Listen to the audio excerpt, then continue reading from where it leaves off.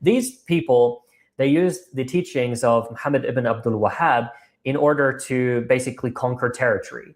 It was a justification. So what ended up happening is eventually they used this as a justification, fighting against the Ottomans to ally themselves with the British. This was something that, again, it helped in the conquering of Palestine by the British and led to the partition of the region, Sykes-Picot and all of these things. It's part of that parcel. I'm not saying it's the only reason, far from it, right? And I'm not trying to say that the Ottomans were perfect or whatever.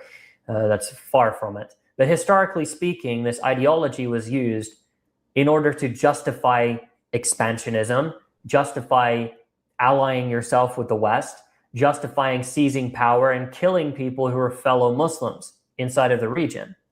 That's what it enabled. That's what this ideology enabled. And so then, and that's why I say this is nothing about religion. And all of these people that come forth and tell you this stuff about Muslims, how bad the Muslims are and all of this terrorism and extremism, most of the stuff that you would reference as the extremist stuff that you don't like from Muslims comes from this, or these factions with this ideology, quite frankly. And who's behind them? Well, in this case, in a modern context, not having to go back, a long way, but more recently, the Saudis are behind pushing this ideology on Yemen, which of course made the Zaydi revivalist movement, which later, we now call the Houthis, Ansarullah, possible. They did it in order to push back against socialists and communists inside of the Middle East back during the Cold War. And they use this in order to divide societies and to fight. And what they do often is you have many of these people that adhere to this Wahhabi ideology who also are, of course, spokespeople de facto for the Gulf monarchies. And so what they advocate for is, you could say all those things that they're accusing other people of doing, hey, the Gulf monarchs are not any better here. But for them, they are the Muslim leaders in this ideology, and so you can't question them. And the United States is all for this. The US, the British, the Israelis love this, because what it does is it incites hatred between people in the region. And it doesn't matter at the end of the day if the result is that the other side did something back, which was just as horrible, takes two to tango in a war. But ultimately, the origin of this mess is the United States wanting this to be pushed and to have this division come up. So you divide the Muslim world. And of course, you divide Muslim populations from their Christian neighbors and other sects that exist there. That's what they want. And what does this feed into? Saudi Arabia doing this, right? By the way, it's not just Muslims that have been funded. There are Christian fascists, like in Lebanon, that were funded by the Saudis as well. And that the Gulf states invest in Lebanon historically when they didn't have any, hope in pushing their Wahhabi ideology. Instead, what they did inside of Lebanon was to go and fund and back fascist Christian militias inside of Lebanon. So it's not just Muslims. The Wahhabi ideology is by far the most divisive ideology in the Islamic world. So this is the same ideology, by the way, which was used in not only in Yemen, but was pushed in Afghanistan and also in Pakistan in order to use and to recruit the Mujahideen to fight against the Soviet-backed government inside of Afghanistan. And this was nothing to do with anything religious. The US and the British, of course, were involved, and the Israelis had their own role in some way, but mainly the British and the American intelligence in Afghanistan. They wanted to force out the Soviets. So what they needed to do is recruit these people who developed this more radical, hardline, black and white, everything anthropomorphized sort of doctrine of Islamic thought. And they needed to push this. And of course, what happened in Afghanistan resulted eventually in Al-Qaeda and in the Taliban. Taliban are, a little bit different from if you're looking at Al-Qaeda, for example, right? Which maybe we'll go into in an episode if it's relevant for talking about Afghanistan. But in Yemen, they pushed this ideology as well on the population. And of course, it's not just Zaydi Shia.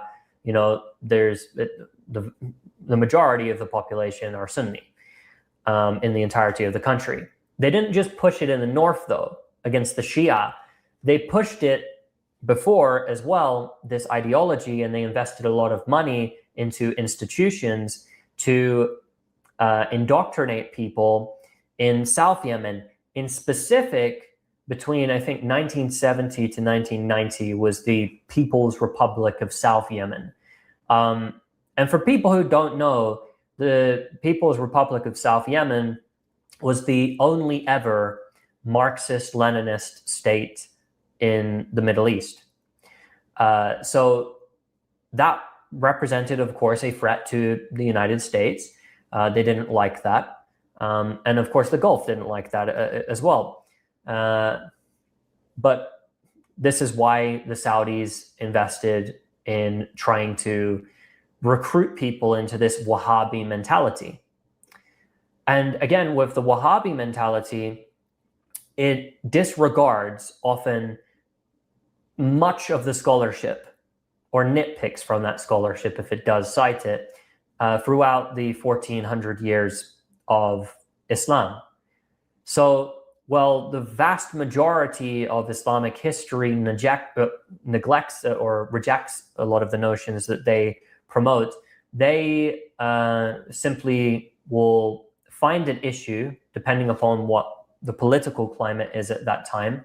They'll find an issue, and then they'll be able to get their adherents to this Wahhabi ideology to point to all of their fellow people surrounding them, or then the target population, and deem them as kafir, right, as disbelievers, and say that they've committed a number of different sins in Islam, and that as Muslims, people who were born into a Muslim background, that they are worse than others, right, who are outside of the Islamic faith, because they should have known better, and that they have sinned, and that they have de facto made themselves disbelievers, and so they have left the religion, and then what they apply to them is the most hardline standard. So these people are very strict normally in their belief systems, and the idea here is to get people to turn against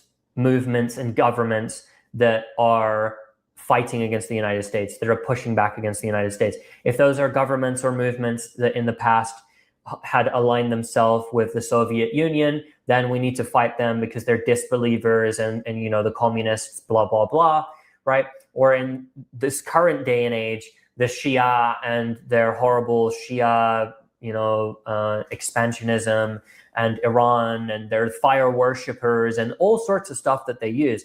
And this goes all the way back to when this ideology was created. And I've touched on this a little bit before, but the sort of founding figure of the Wahhabi ideology, Wahhabism, it sort of comes after him, is Muhammad ibn Abdul Wahhab, who was alive in the 1700s. And what happened is he teamed up with the Saudis, right, the family, who then named Arabia after themselves.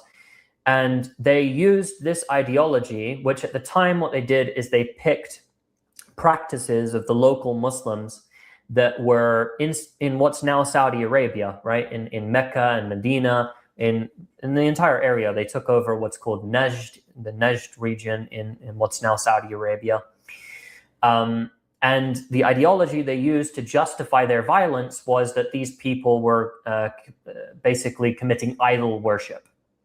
And they were committing very specific actions, like, going to the prophet's grave, right, and asking the prophet for something, and all of these different things that in Islam, they argue that this takes you out the fold of Islam, this makes you a non-believer, and then because you're a non-believer, and it couldn't be that you were ignorant, because in Islamic thought, what happens is if somebody doesn't know and they're doing something, that is believed to be wrong, you can just say, oh, they were ignorant of something. So you give them an excuse. You're supposed to give them the benefit of the doubt, basically.